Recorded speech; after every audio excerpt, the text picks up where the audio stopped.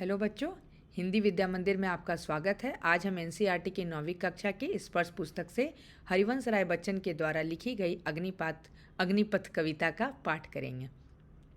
तो हरिवंश राय बच्चन ने इस पाठ में बहुत ही इम्पॉर्टेंट टॉपिक का उल्लेख किया है और इस पंक्ति के द्वारा उन्होंने जीवन में आए संघर्ष के बारे में चर्चा की है कि हमारा जीवन जो है it's not just like a cake walk और बहुत आसानी से सब कुछ हमें मिल जाता नहीं। यह जीवन बहुत ही चुनौती और संघर्ष से भरा है, लेकिन उन्होंने यह हमें संदेश दिया है कि हमें हमेशा निरंतर कर्म करते हुए अपने मार्ग में आगे बढ़ना चाहिए। हमें कभी भी गिव अप नहीं करना चाहिए, हमें कभी भी डिप्रेस नहीं होना चाहिए, क्योंकि खासकर छात्र के जीवन में बहुत बार ऐसा समय आता है, ऐसा क्षण आता है जब उनका माइंड जो है बहुत ही डिप्रेस हो जाता है। जब उनसे कॉम्पिटिटिव एग्ज़ाम है या परीक्षा में वो असफल हो जाते हैं तो उन्हें लगता है कि वो सब कुछ हार गए हैं। लेकिन बच्चन जी बहुत ही इस कविता में बहुत ही अच्छी तरीके से इस बात को बताएं कि हमेशा रुको नहीं, थको नहीं, मुड़ो नहीं, निरंतर आगे बढ़ते चलो। तो चलिए आइए शुरू करते हैं कविता का पाठ। अग्निपथ ये जो है हमारी कविता। यहाँ पर पहला जो स्टैंजा है उसकी ओर देखते हैं। अग्निपथ अग्निपथ अग्निपथ। अग्निपथ क्या है? यानी द पथ, यानी रास्ता जो है आग से भरा हुआ। यह लिटरली मीनिंग आग से भरे हुए रास्ते के बारे में नहीं, बल्कि जीवन की तुलना उन्होंने अग्निपथ से की है। हमारा जो लाइफ है it's full of fire. That means हमारा लाइफ जो है we don't know, we know about the future. हम केवल प्रिडिक्ट कर सकते हैं और अगले पल क्या होने वाला हमें नहीं पता। हमें हमेशा एक नई चुनौती सामने हमारी रहती है, हमें उसको बहुत ही फेस करना है। तो हमें अपने जीवन में हमेशा स्वयं पर विश्वास करते हुए आगे बढ़ना सीखना होगा। वृक्ष हो भले खड़े, हो घने हो बड़े, एक पत्र छाह भी मांग मत मांग मत मांग मत। अग्निपथ अग्निपथ अग्निपथ। आप देख रहे होंगे द रिपीटेशन ऑफ वर्ड्स यानी जब किसी भी बात की पुनरुक्ति होती है, जब बार बार हम किसी बात को बोलते हैं तो वो हमारे माइंड में हमेशा के लिए छप जाता, प्रिंट हो जाता है, हमें उस बात को एकदम याद हो जाता है। तो इस कविता के माध्यम से हरिवंश राय जी यही करना चाहते हैं कि हमें वह संदेश दे रहे हैं कि भले ही हमारे जीवन में हमें कुछ ऐसे वृक्ष मिले जो बहुत छाह देने वाले हो, बहुत घने हो, बहुत मजबूत हो, लेकिन आप अपने लिए एक भी उसका पत्ता छाह के लिए मत मांगिए। यानी हमारे जीवन का जो चैलेंज है, हमारे जीवन की जो चुनौती है, आपका जीवन का जो संघर्ष है, वह हमें ही पूरा करना होगा। आपके कर्म के रास्ते में कोई दूसरा आपकी मदद नहीं कर सकता है ना। परीक्षा देना है तो उसकी तैयारी आपको ही करनी होगी। अगर सफलता प्राप्त करना है तो दिन रात अथक परिश्रम, मेहनत आपको ही करनी होगी, है ना। किसी भी चीज़ का, चाहे हमें स्विमिंग सीखना, नृत्य सीखना, कुछ भी, अगर हम चाह रहे हैं उस पथ पर आगे बढ़ने के लिए तो निश्चित ही वह पथ जो है वह आसान नहीं होगा। हमें बहुत बार सीखना होगा, गिरना होगा, उठना होगा, है ना। हमें प्रैक्टिस, लगातार अभ्यास करना होगा। लेकिन इसके बावजूद भी बहुत लोग डर से घबरा कर छोड़ देते हैं, लेकिन हमें वह नहीं करना चाहिए। नहीं तो आपके हाथ केवल असफलता ही आएगी। अगर आपको सफल होना है, अपने जीवन में चुनौतियों को पार करना है, तो अपने ऊपर विश्वास करते हुए आपको आगे बढ़ना होगा। और इस विश्वास के साथ कि आपको कोई भी हेल्पिंग हैंड नहीं मिलेगा, कोई भी मदद नहीं मिलेगा, और फिर भी आपको आगे बढ़ना है। तो आइए देख लेते हैं इसकी व्याख्या को।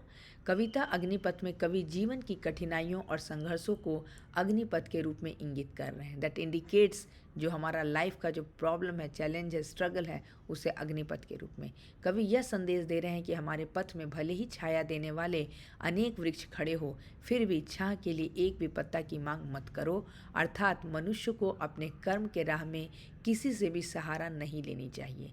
चाहे जीवन में कितने ही संकट क्यों ना हो, स्वयं को आत्मविश्वास से भरकर जीवन की चुनौतियों का सामना करने के लिए स्वयं को ही तैयार करना चाहिए। क्योंकि जब आप अपने आप में इतना स्ट्रांग हो जाइएगा तो निश्चित ही आप उस प्रॉब्लम से बाहर निकल पाइएगा, है ना। चलिए अब दूसरी पंक्ति की ओर बढ़ते हैं। तू न थकेगा कभी, तू न थमेगा कभी, तू न मुड़ेगा कभी, कर शपथ कर शपथ कर शपथ। अग्निपथ अग्निपथ अग्निपथ। शपथ क्या है? यानी शपथ का मतलब प्रॉमिस, टेकिंग ओथ, है ना? अपने आप से एक ऐसा प्रॉमिस करना अपने आप से कि हे मेरे मेरे मन, तू कभी नहीं थकेगा। जब तक कि हम अपने लक्ष्य को प्राप्त न कर ले, चाहे कितना भी संघर्ष, कितनी भी कठिनाई, कैसी भी परिस्थिति क्यों ना हो, हम थकेंगे नहीं। हमारा जो मोरल है, हमारा जो स्ट्रेंथ है, वो कभी भी हार नहीं मानेगा। तू न थमेगा, न तो थकेगा और न ही रुकेगा। मतलब जब तक हम अचीव ना कर जाए अपने डेस्टिनेशन को, तब तक हमें रुकना भी नहीं है। तू न मुड़ेगा कभी, न ही टर्न हो ले लेना है, क्योंकि जब आप जीवन के राह में there is no U turn, आपको आगे बढ़ना ही, जीवन जो है आगे बढ़ने का ही नाम है। और अगर आप जीवन में निरंतर आगे बढ़ते हैं तो हमें बहुत सारा एक्सपीरियंस अच्छा बुरा मिलता है और उसको सीखते हुए आगे बढ़ना है ना। और इसीलिए कवि बोल रहे हैं कर शपथ, यानी अपने आप से यह प्रॉमिस लीजिए, अग्निपथ अग्निपथ अग्निपथ। जीवन जो है इसमें दो राय नहीं कि यह बहुत ही चैलेंजिंग है, और हमारा या आपका नहीं बल्कि सभी का। हाँ, सबकी चुनौतियाँ ज़रूर अलग अलग होती हैं। तो आइए इसकी व्याख्या देख लेते हैं। प्रस्तुत पंक्ति कविता अग्निपथ से ली गई है और जिसकी रचना हरिवंश राय बच्चन ने की है। हरिवंश राय बच्चन वही जो आज के सुपरस्टार अमिताभ बच्चन के पिता हैं। इन पंक्तियों के माध्यम से कवि यह कहना चाह रहे हैं कि जीवन में लाख मुसीबत आए, हमें थकना नहीं चाहिए। यह स्वयं हमें प्रतिज्ञा करनी चाहिए कि किसी भी परिस्थिति में, किसी भी सिचुएशन में मैं न रुकूंगा और न ही वापस लौटूंगा। अपने कर्म के मार्ग में निरंतर बढ़ते रहने की प्रतिज्ञा लेनी चाहिए। जीवन में तो संघर्ष आएंगे ही, पर हमें किसी भी कीमत और किसी भी परिस्थिति में हारना नहीं है, क्योंकि आप विजयी तभी होंगे जब आप बिना गिव अप किए हुए आगे बढ़ना। आजकल हम न्यूज़पेपर में या आए दिन बहुत जगह रेडियो में, टीवी में यह न्यूज़ सुनते रहते हैं कि छात्र जो है 2 नंबर 4 नंबर से कम आया और उसका जो ड्रीम था जितना पाने का वह नहीं हुआ और उसने सुसाइड कर लिया। आप सोच सकते हैं कि इतना जीवन कितना अनमोल है, और केवल आप परीक्षा परिणाम के निर्णय को सुनकर क्या अपने जीवन को ख़त्म करना कहीं से सही है? नहीं।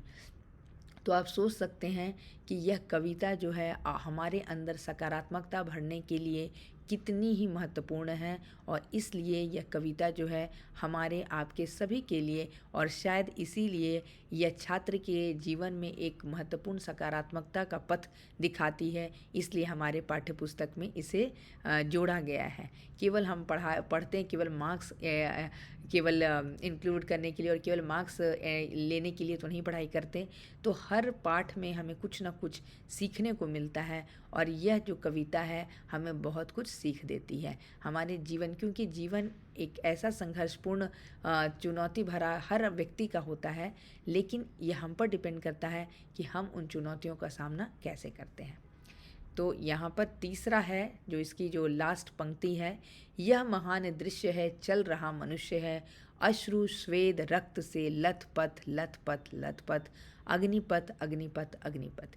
यह महान दृश्य है, यानी इट्स अ ग्रेट व्यू आप बोल सकते हैं उस मनुष्य का, उस महान व्यक्ति का जो चल रहा है, निरंतर चल रहा है, जिसके मार्ग में न जाने कितनी ही कठिनाई, कितनी ही निराशा के आंसू आए होंगे, कितनी ही उसे मेहनत करने में कितना ही उसका खून पसीना लगा होगा, है ना। लेकिन इस खून पसीने में सोक्ड होते हुए भी वह आगे बढ़ रहा है। आप एक छात्र होने के नाते आप इसको अपने जीवन से रिलेट कर सकते हैं। परीक्षा के समय दिन रात आप मेहनत करते हैं, खाने का सोने का कुछ ध्यान नहीं रखते हैं और पूरा निरंतर अथक प्रयास करते हैं, है ना। और जब उसका रिज़ल्ट आता है और जब आपका रिज़ल्ट आपके मन लायक, आपकी इच्छा अनुसार होता है, तो आप सोच नहीं सकते कि उस खुशी का, आपकी खुशी का कितना उसका ठिकाना नहीं रहता है ना। और आप ही नहीं, आपके माता पिता, आपके अभिभावक, आपके गुरुजन, आपकी जो मेहनत है, परिश्रम है, उन सभी जो है वो उसको प्रेज़ करते हैं। तो जब व्यक्ति जो है, ये एक महान दृश्य है, जब हम उसी काम में को पूरा करने के लिए आगे बढ़ रहे हैं, तो वह काम जो है वो आसान नहीं, वह पथ जो है वो आसान नहीं होता। तो इन पंक्तियों की व्याख्या ये देख लेते हैं। प्रस्तुत पंक्ति कविता अग्निपथ से ली गई है और जिसकी रचना हरिवंश राय बच्चन ने की है। इन पंक्तियों के माध्यम से कवि यह कहना चाह रहे हैं कि जो मनुष्य जीवन की संघर्षों से लड़ते रहे, लड़ना चाह रहा है या लड़ते हुए आगे बढ़ रहा है, जिसके मार्ग में न जाने कितने ही ऐसे पल आए जब उसकी आंखों में निराशा के आंसू आए, मेहनत करते हुए उसका शरीर जो है रक्त पसीने से सराबोर हो गया हो, फिर भी अथक वह व्यक्ति स्वयं से की गई प्रतिज्ञा को पूरा करने के लिए निरंतर आगे बढ़ रहा है। उस महान व्यक्ति की यात्रा का दृश्य भी सोचो कितना महान होगा। आए दिन जब हम किसी की कामयाबी की है ना इंटरव्यू वगैरह देखते हैं तो हमें लगता है ये तो बहुत ही आसान रहा होगा उनका सफ़र, क्योंकि वो अपनी पूरी लाइफ को 2 मिनट 3 मिनट में कह देते हैं कि हमने ऐसे मेहनत की। लेकिन जो व्यक्ति सही मायने में उस पथ को जिया, उस संघर्ष को जिया, वही व्यक्ति उसका मर्म समझ सकता है। वही व्यक्ति उसकी मेहनत को, उसकी जो उसका परीक्षा परिणाम का जो ये है, उसका परीक्षा फल का जो निर्णय है, उसकी जो खुशी है, वही व्यक्ति उसका समझ सकता है। क्योंकि हम और आप केवल उसका अंदाज़ा लगा सकते हैं, लेकिन जो व्यक्ति उस पथ पर उतर कर उस मेहनत को महसूस कर, मेहनत को करके आगे बढ़ा हो, वही व्यक्ति उसका असली हकदार है उसके सफलता का। जैसे बोलते हैं ना कि नदी के किनारे नहीं, अगर मोती चुनना है तो आपको गहरे पानी में उतरना ही होगा। ठीक उसी तरह यहाँ पर हरिवंश राय जी ने यह कहा है कि अगर आप सफलता प्राप्त करना चाहते हैं, अपने लक्ष्य को प्राप्त करना चाहते हैं, तो आपको निरंतर आगे बढ़ते रहना ही होगा। तो यह इस कविता की अंतिम पंक्ति थी। यह कविता बहुत ही सरल भाव में उन्होंने लिखा है, ज़्यादा शब्दों का प्रयोग नहीं किया है। बहुत सारे शब्दों की केवल पुनरुक्ति यानी दोहराया गया है, केवल स्ट्रेस देने के लिए, यानी उस पर जोर देने के लिए कि वह जो शब्द है वह हमारे जीवन में कितनी महत्वपूर्ण है ना। आशा करती हूँ कि इसकी जो व्याख्या है आपको पसंद आई होगी, और मैंने इसकी बहुत ही विस्तृत व्याख्या बहुत ही अच्छे तरीके से की है ताकि आपको यह कविता जो है पूरी तरीके से समझ में आ जाए। अब आप प्रश्न उत्तर को देख लीजिए। कवि ने अग्निपथ किसके प्रतीक स्वरूप प्रयोग किया है? यहाँ अग्निपथ अभी हम लोगों ने इसकी चर्चा की है कि अग्निपथ यानी जीवन के संघर्ष को अग्निपथ के रूप में उन्होंने चर्चा किया है, उसके प्रतीक के रूप में चर्चा किया है। जीवन की कठिनाइयों को, संघर्ष को अग्निपथ के रूप में उन्होंने बताया है। मांग मत कर शपथ लतपथ, इन शब्दों का बार बार प्रयोग कवि क्या कहना चाहते हैं? कवि इस बात पे जोर देना चाहते हैं कि मांग मत, किसी भी कंडीशन में हमें दूसरों के सामने हाथ किसी भी तरह के हेल्प के लिए नहीं फैलाना चाहिए। हमें खुद पर विश्वास करना चाहिए, अपने सामर्थ्य पर विश्वास करना चाहिए, तभी हम अपने आपको मजबूत बना सकते हैं, अपने आत्मविश्वास को मजबूत बना सकते हैं। क्योंकि अगर आप निरंतर किसी भी चीज़ के लिए अगर आप किसी दूसरे पर डिपेंडेंट रहेंगे तो आप जो है वो जो बोलते हैं ना, जैसे शरीर में बैकबोन होता है जिसकी मदद से हमारा शरीर का जो ढांचा, जो स्केलेटन है वो पूरी तरह से खड़ा रहता है ना, और अब वो एक शरीर को एक पूर्ण जो है वह आकार देता है। ठीक उसी तरह हमारा आत्मविश्वास भी जो है हमारे चरित्रों को आकार देता है। हमारा आत्मविश्वास अगर मजबूत होगा तो आप सोच सकते हैं कि आपके चरित्र का कितना सुंदर निर्माण होगा। इसलिए हमें इस कविता में हर लाइन में आप देख सकते हैं कि कवि ने 2 बार 3 बार उस बात को जोर देने के लिए उसे रिपीट किया है, कर शपथ कर शपथ कर शपथ, यानी कि अपने आप से में यह प्रॉमिस लीजिए। ऐसा नहीं कि आज सोचे और कल उसे भूल जाए, नहीं।